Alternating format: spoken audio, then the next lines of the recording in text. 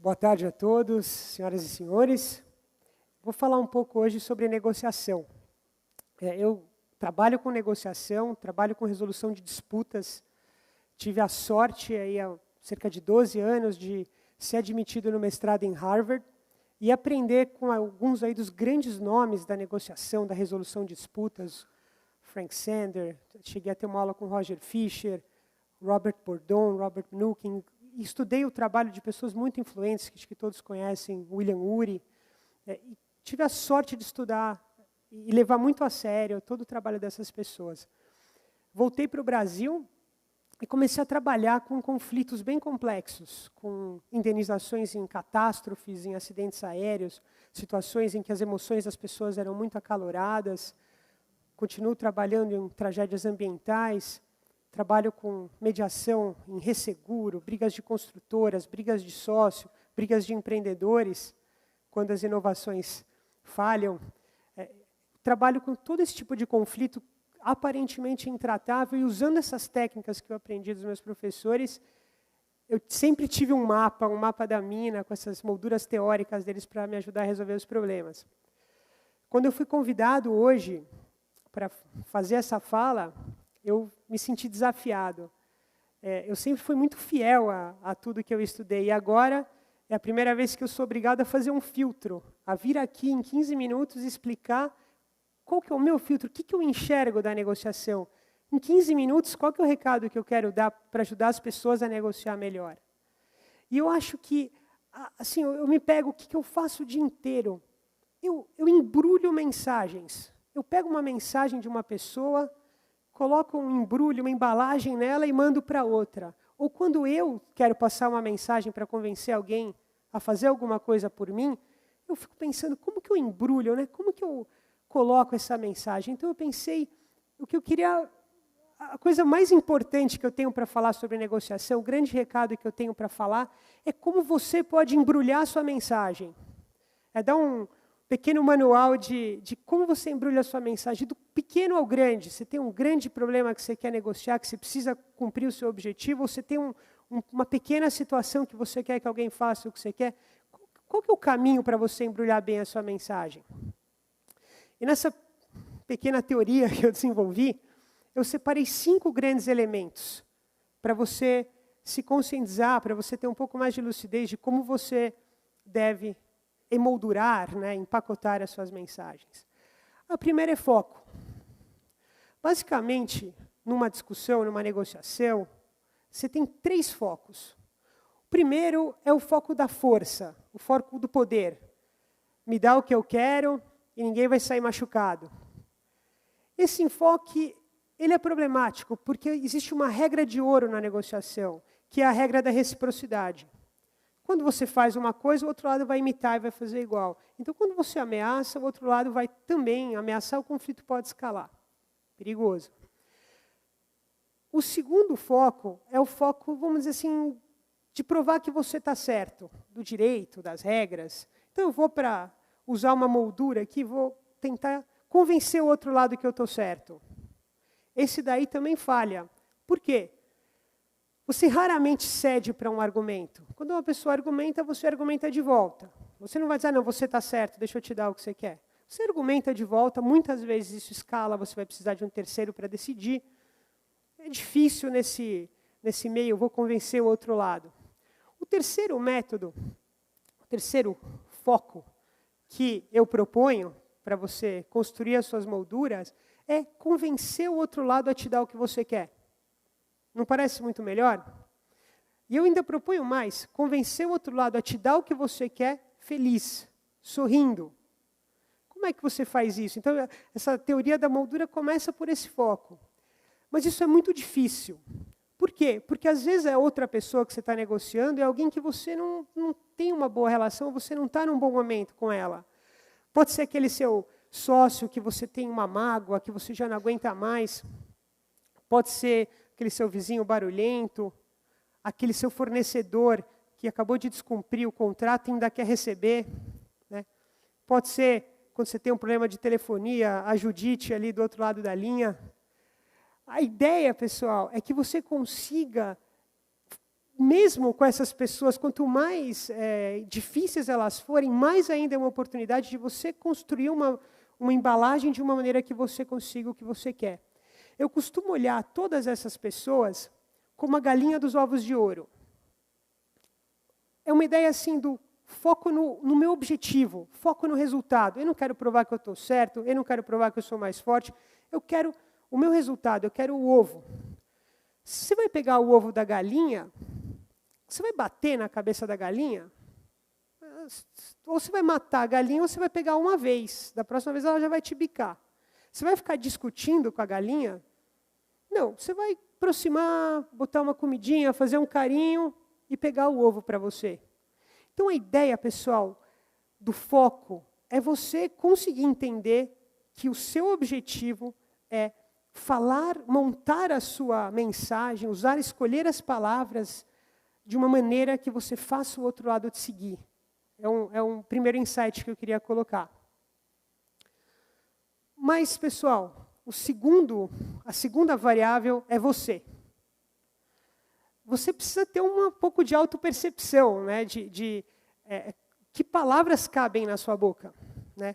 A gente sabe que, dependendo do seu status numa empresa, dependendo da sua expertise, aquilo que você fala convence mais as pessoas, atinge mais as pessoas. Mas é complicado. Mesmo que você seja o dono da empresa ou o presidente, se você confia muito só no seu status ou numa suposta expertise, você não toma muito cuidado como você coloca as coisas, isso pode te buscar depois e trazer problemas. E se você ainda não tem o status que você gostaria dentro da organização, eu tenho certeza que se você for usando melhores embalagens, melhores molduras com as pessoas para conseguir suas coisas, você vai rapidamente subir. Também tem uma questão de características pessoais. Se você é um pitbull, fortão, com aquela orelhinha de repolho, aquele cara assustador, talvez você sabe que você vai ter que talvez sorrir mais, né? Talvez ser mais caloroso, escolher melhor as palavras. Eu, por exemplo, sei que eu tenho um perfil mais suave, uma voz mais suave, às vezes eu posso me aventurar, dar um recado mais duro, eu tenho uma carinha de bebê, posso dar um recado mais duro, que eu vou ter um impacto menor. Então, às vezes, eu até abuso um pouco disso. Um dia eu ainda vou me ferrar, mas tem dado certo. A sua característica pessoal também é importante. Mas o grande recado que eu queria dar sobre você é a sua reputação. A sua reputação vai ajudar muito na força da sua palavra, da sua moldura. Você tem que buscar a reputação por 2 motivos. Por honestidade e por competência. Se você melhora a sua reputação nesses 2 sentidos, as palavras que saem da sua boca vão ter mais poder.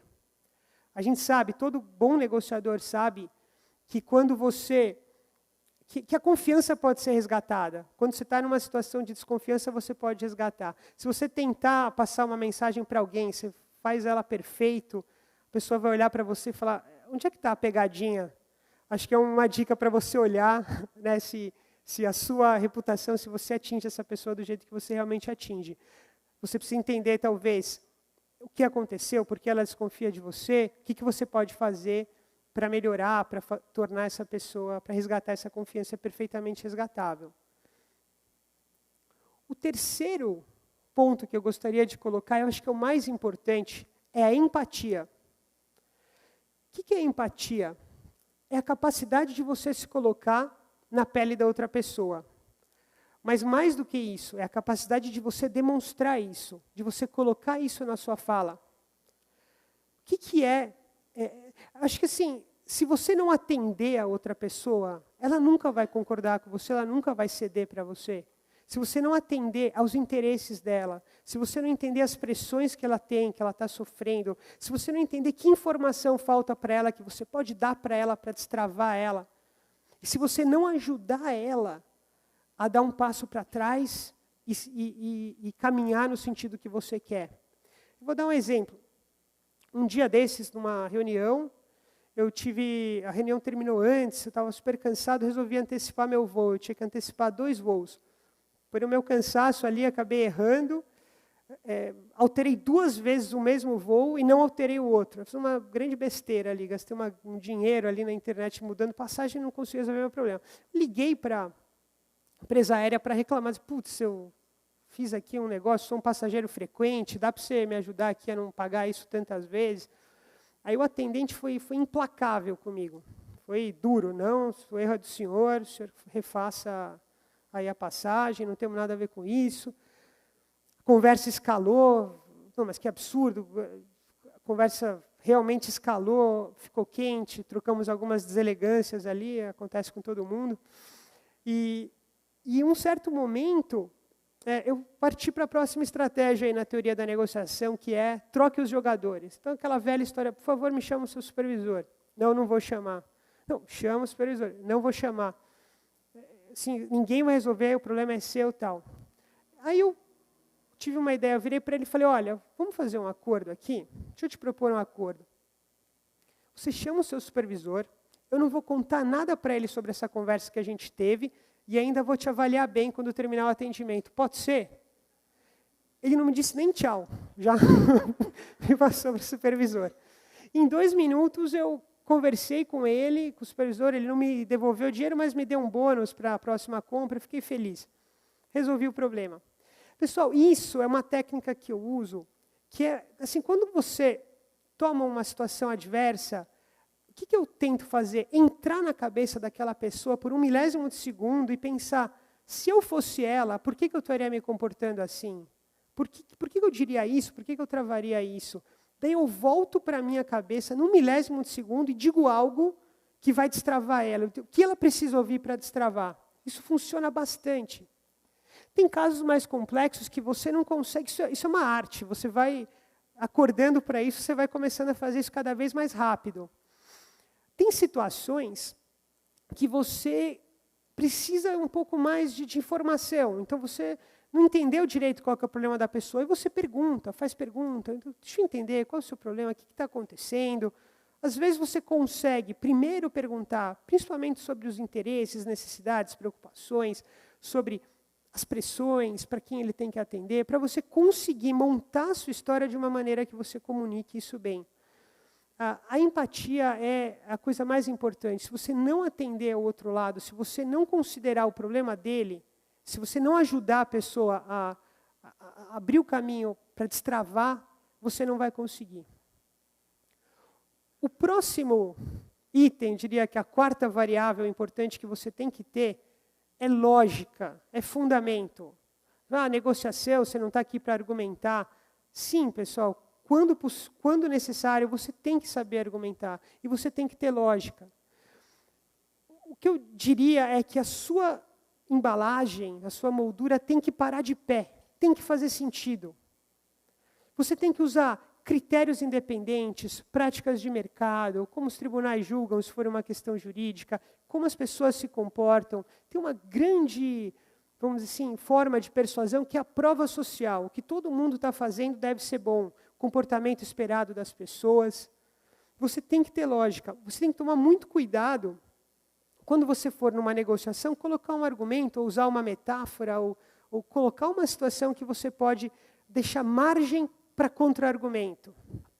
Eu lembro de um caso que eu estava mediando, uma questão de resseguro, um rompimento de uma esteira que carregava minério, e eu estava numa reunião com um grupo de resseguradores ingleses, a indústria brasileira, e o inglês foi dizer, olha, o seguinte, olha como eu vejo essa situação. É como você comprar um carro, usar o carro por anos, não trocar o pneu, aí o pneu estoura e você bate e vai cobrar do seguro.